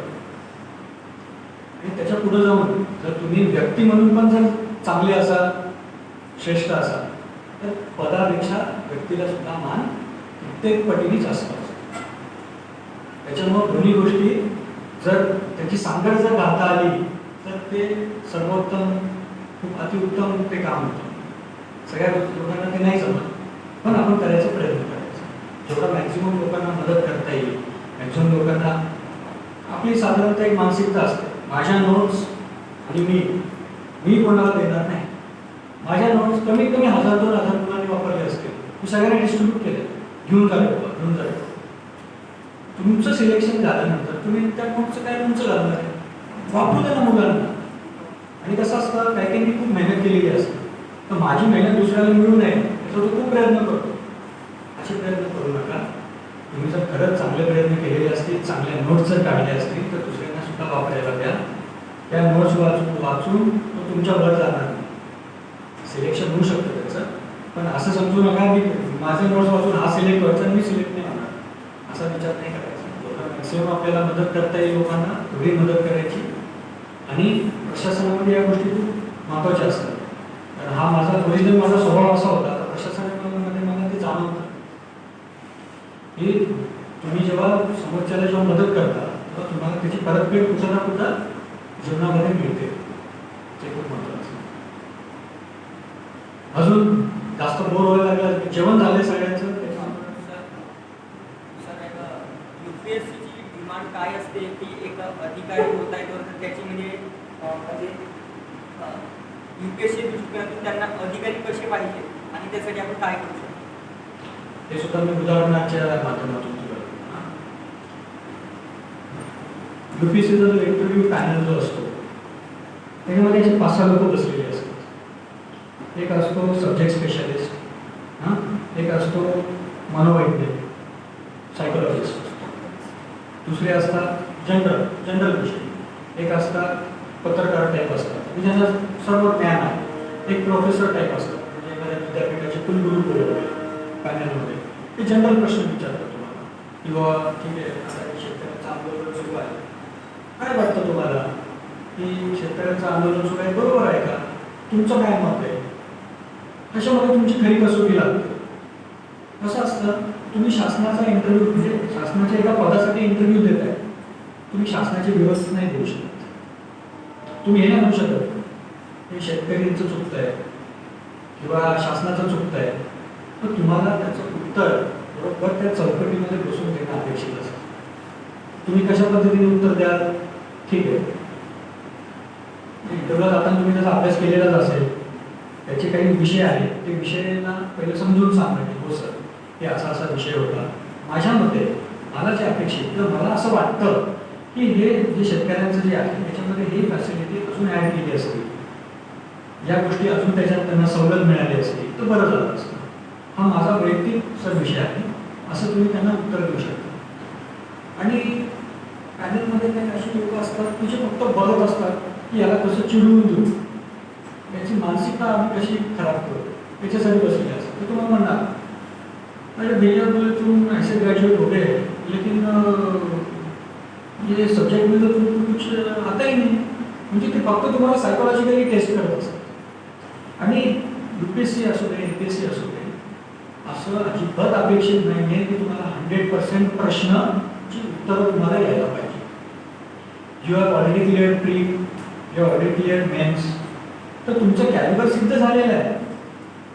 विषय आहे तुमचा सायकोलॉजिकल स्टॅबिलिटी बघण्याचा कार्यक्रम. म्हणजे त्याच्यामध्ये तुम्हाला हा प्रश्न नाही विचारणार की दिल्लीचे मुख्यमंत्री कोण आहेत, याचे मुख्यमंत्री कोण आहेत, नो, त्यांना गरजच नाही, त्यांना माहिती आहे सगळं पास करून आलेलं आहे ऑलरेडी. म्हणून मेंटल स्टॅबिलिटीचं चेकिंग होतं. तुम्ही किती स्टेबल आहात, तुम्ही किती पॉझिटिव्हली उत्तर देत आहात, तुम्ही शासनाची बाजू जेव्हा तुम्ही प्रशासनामध्ये जाल तेव्हा तुम्ही शासनाची बाजू कशी प्रभावीपणे मांडू शकाल. आता कसं असतं बघा, याचं एक उदाहरण सांगतो. मोर्चा येतो, कलेक्टर ऑफिसवर मोर्चा येतो, समोर कोण असतं, PSI. PSI असतो, खूप मोठा असेल तर PI असतं, त्याच्यावर मोठा असेल तर DYSP असतात. मोर्चा त्या PSI असेल पोलीस प्रशासनाला त्या मोर्चाचा डायरेक्टली काही संबंध आहे का, काही संबंध नाही. विषय आहे शेतकऱ्यांचा, पोलीस प्रशासन फक्त लॉ अँड ऑर्डर मेंटेनन्ससाठी तिथं आहे. तरी पोलीस प्रशासन ते त्यांना समजून सांगतात की हो कळते आम्हाला त्या गोष्टी, परंतु तुम्ही संयमाने घ्या, तुम्ही तोडफोड करू नका, शासकीय प्रॉपर्टीची सुद्धा तोडफोड करू नका, कोणाला मारहाण करू नका, इतर चुकीच्या गोष्टी करू नका, अफवा पसरू नका. या गोष्टी ते का सांगतात? कारण ते स्टेबल आहेत मनाने तर. ह्या ज्या गोष्टी ज्या तुम्हाला नंतर प्रशासनामध्ये लागणार आहेत या गोष्टी इंटरव्ह्यूमध्ये चेक करतात की तुम्ही तेवढा मेंटली स्टेबल आहात का. उद्या जर जाऊन तुम्हाला एखादी मोठी गोष्ट करायची असेल, तुम्हाला एकदा सांगितलं की जा आणि ते मोठं आंदोलन सुरू आहे, उदाहरणार्थ याचं उदाहरण घ्या तुम्ही, तर केंद्र शासनाकडून काही सेक्रेटरी अपॉइंट केलेले होते की हे शेतकरी आंदोलन बाबत तुम्ही हे करा, स्टडी करा आणि त्याचा रिपोर्ट शासनाला सादर करा. तेव्हा तुम्हाला त्या शेतकऱ्यांसोबत चर्चा करणं, त्यांच्याशी बोलणं, त्यांचे काय अडीअडचणी आहेत त्या समजून घेणं हे अपेक्षित असतं. मग शासनाला आपण तो रिपोर्ट सादर करतो. म्हणजे इंटरव्ह्यूमध्ये MPSC इंटरव्ह्यू असू दे, UPSC इंटरव्ह्यू असू दे. आता समजा MPSC इंटरव्ह्यू आहे PSIची, तर ते हेच बघणार तुम्ही फिजिकली स्ट्रॉंग आहात का, तुमची पर्सनॅलिटी चांगली आहे का, तुम्ही 10 लोक आले तर तुम्ही उभे राहिले तर लोक थोडीतरी घाबरली पाहिजे ना. जे काही मिनिमम तुमचं हाईट आहे, वेट आहे, त्यामध्ये तुम्ही बसताय का, तुमची बोलण्याची पद्धत कशी आहे.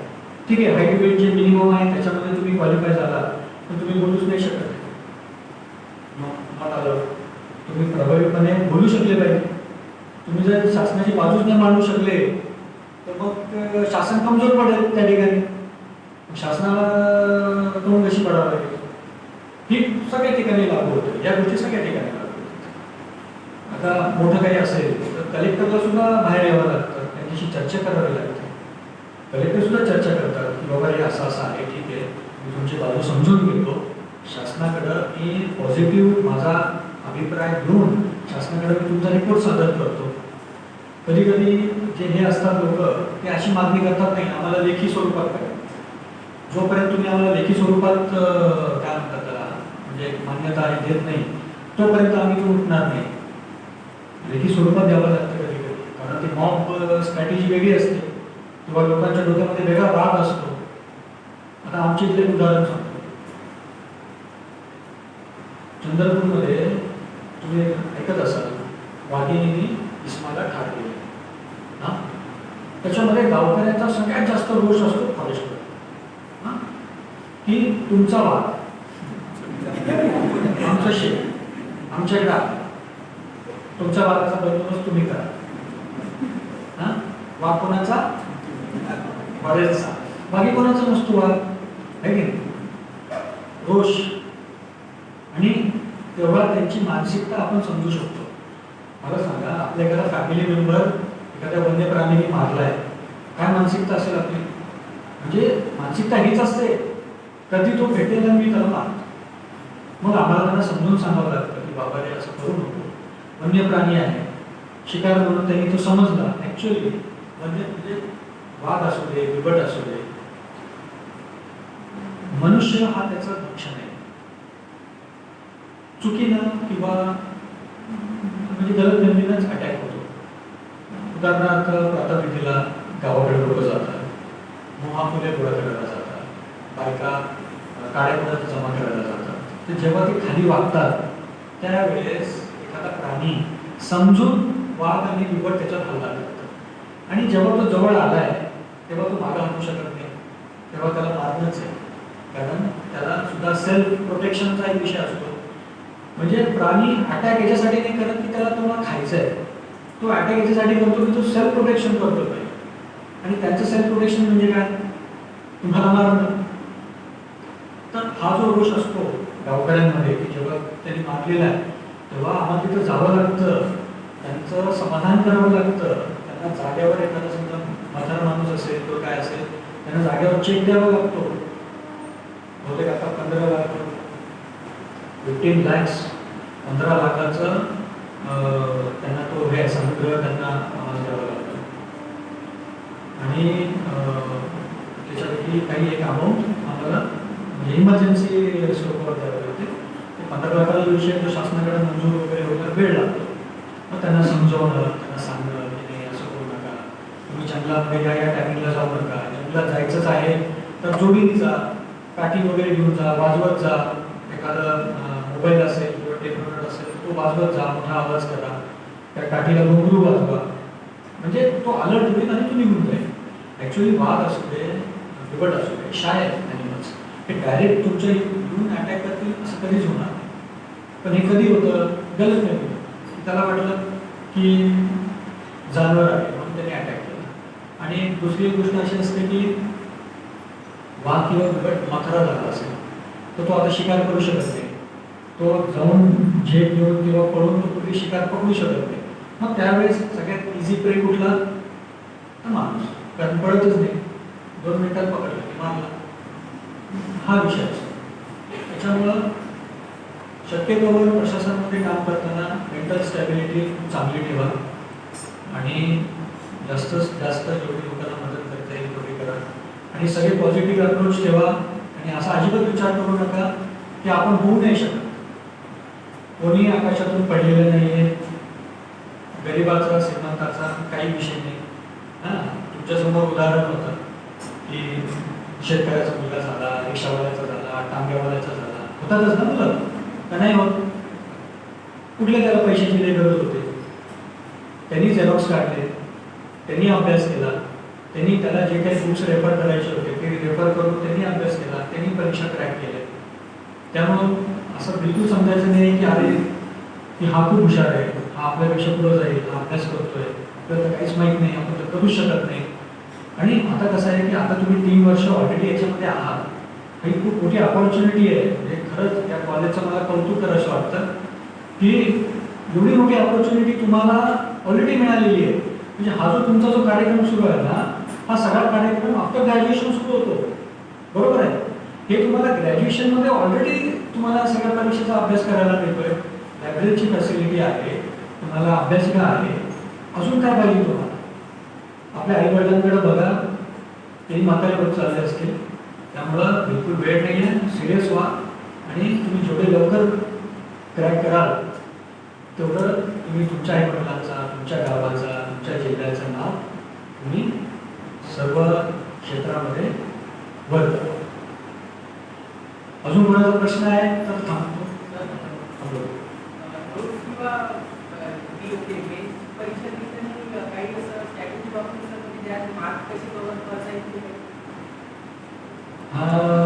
त्याचं पण नाही सांगतो, माझं उदाहरण. मी जसं सुरुवातीला सांगितलं की माझं हँडरायटिंग खूप चांगलं होतं.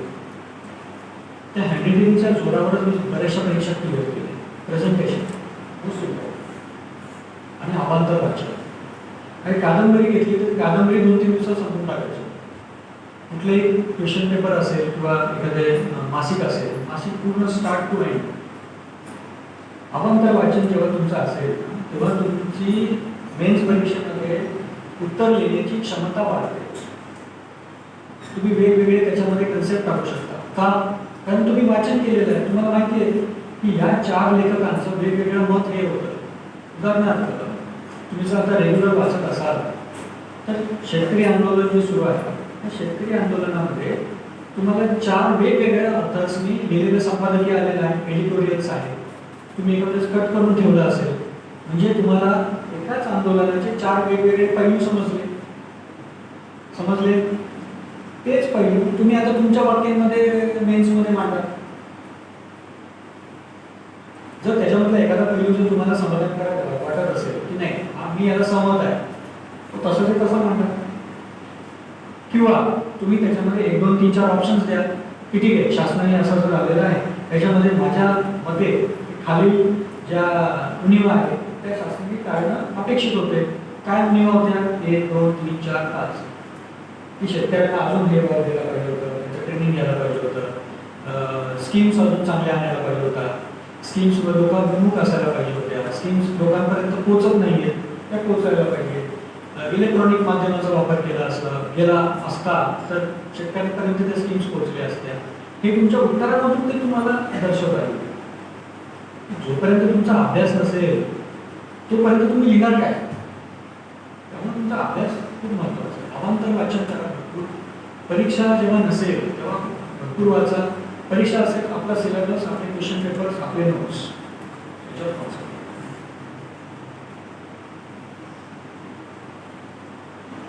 जास्त होत झाली माझी अपेक्षा नाही आहे, हे आता होत चालतं.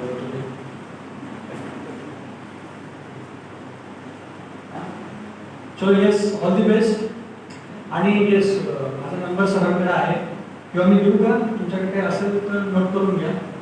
मला कधीही तुम्ही, मी अकॅडमीमध्ये असतो मूळ रोडवर, मूळ रोड जो लागतो त्याच्यामध्ये आता मोठे 2 वाघ बाहेर बसवलेले आहेत. ओके, ते आमची ओळख आहे सध्या. तुम्ही मूळ रोडवर जे कोणी जातात मोठे वाघ, 10 बाय 5 वगैरे वाघ, तिथं मी असतो. तुम्ही कधी फोन करून तुमचे काही इश्यूज असतील, तुम्ही मला पहिले फोन केला, मला वेळ असेल तर मी 100% देईल. ज्यांना पाहिजे असेल ते नंबर नोट करू शकतात. 942298 9422984548. याच्यामध्ये तुमचे कुठले इश्यूज असतील, काही परीक्षेचा विषय असेल, फॉरेस्टचा कुठला विषय असेल तर तो तुम्ही डिस्कस करू शकता. Yes, thank you very much.